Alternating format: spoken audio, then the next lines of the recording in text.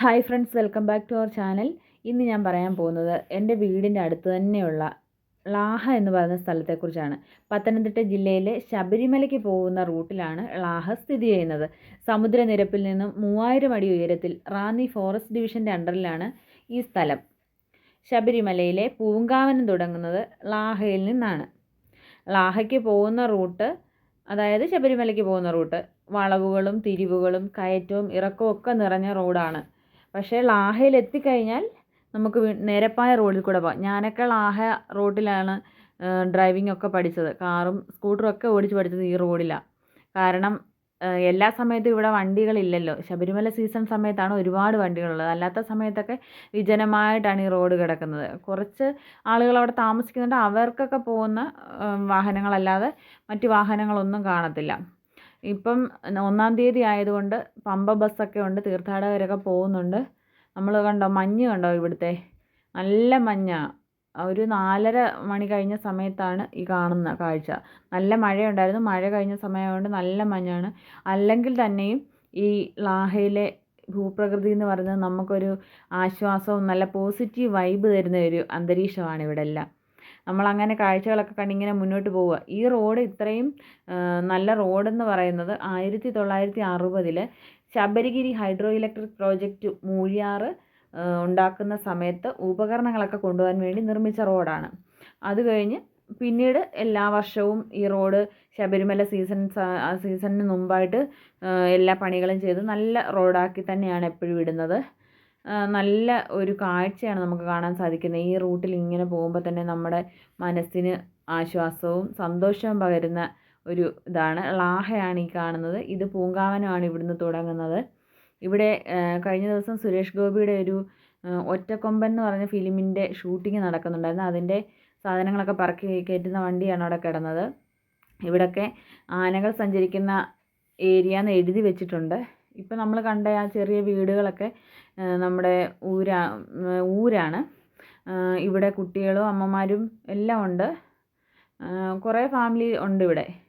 അവർക്ക് ഈ ആനയൊക്കെ വരുന്നത് ഭയങ്കര ബുദ്ധിമുട്ടൊക്കെ ഉണ്ടാക്കുന്നുണ്ട്. എന്നാലും അവരൊക്കെ അവിടെയാണ് താമസിക്കുന്നത്.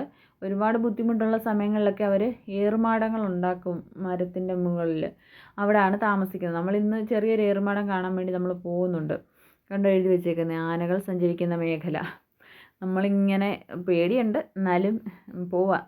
2 ബൈക്കിലായിട്ടാണ് ഞങ്ങൾ വന്നത്. അതുകൊണ്ട് ആ കാണുന്നതാണ് ഏറുമാടം. അവിടെ കയറണം എന്നൊക്കെ ആഗ്രഹമുണ്ട്. ഇവിടെ ഇപ്പോൾ താമസക്കാരില്ല. അവർ ആനയുടെ ശല്യം കാരണം ഇവിടുന്ന് മാറിയാണ് ഇപ്പോൾ താമസിക്കുന്നത്. ഇവിടെ നേരത്തെ ഒരു ഗർഭിണിയൊക്കെ ഉണ്ടായിരുന്നു. അവരുടെ ഡെലിവറിയൊക്കെ ഈ ഏറുമാടത്തിൽ വെച്ചായിരുന്നു. അവിടെ ഹെൽത്തിലെ ആളുകളും കളക്ടറും അങ്ങനെ ഒരുപാട് പേരൊക്കെ വന്ന് അവരൊക്കെ ഇങ്ങനെ ബുദ്ധിമുട്ടി തന്നെയാണ് കയറിയത്. ഇവർക്ക് പക്ഷേ ഈ നല്ല എളുപ്പത്തിൽ അവർക്ക് കയറാനും ഇറങ്ങാനും അങ്ങനെയുള്ള കാര്യങ്ങളൊക്കെ പറ്റും. ഞാനൊക്കെ പേടിച്ചാണ് അതിൽ കൂടെ കയറുന്നത്. നമ്മൾ കയറിയിട്ട് തിരിച്ചിറങ്ങാനും ഒക്കെ എങ്ങനെയാണെന്നൊക്കെയുള്ള ഒരു സംശയത്തിലാണ് കയറുന്നത്.